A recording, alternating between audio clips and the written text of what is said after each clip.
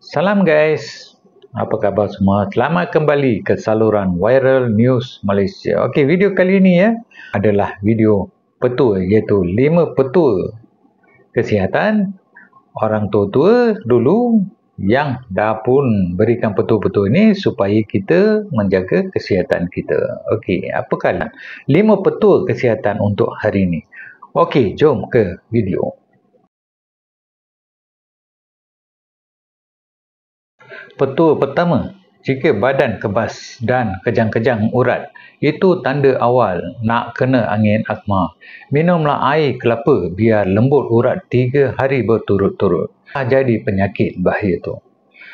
Petua nombor 2, jika mata macam nak hitam pagi-pagi, amalkan makan buah masam-masam. Itu tanda darah beku dalam kepala, takut jadi ketumbuhan. Buah masam-masam ni dia akan cairkan darah.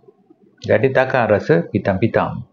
Petua nombor 3, jika sakit rusuk, tulangnya berbisa, jangan takut itu urat masuk angin. Makanlah bawang putih yang dah pun bakar. Baik nanti. Petua keempat, jika sakit di ulu hati, mungkin gastrik, mungkin paru-paru dan mungkin urat jantung bengkak, makanlah ubat gamat kering dengan sirih pinang. Baik jika 3 hari berturut-turut. 1 hari saja memang boleh sembuh. Petua ke-5, jika tarik nafas, itu menandakan urat nafas tegang. Pergilah urut badan dan amal minum air buah pala. Rebus 3 biji. Baiklah. Semoga bermanfaat. Okey, resipi-resipi ni, petua-petua ni sebenarnya saya dapat daripada post dan kreditnya harus diberikan kepada post ataupun page resipi mudah ya.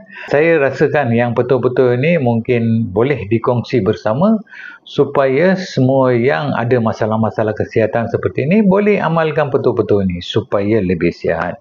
Okey guys, jumpa lagi di video akan datang, dan kalau belum like, share dan juga langgan, sila like, share dan juga langgan saluran Viral News Malaysia. Jumpa lagi guys.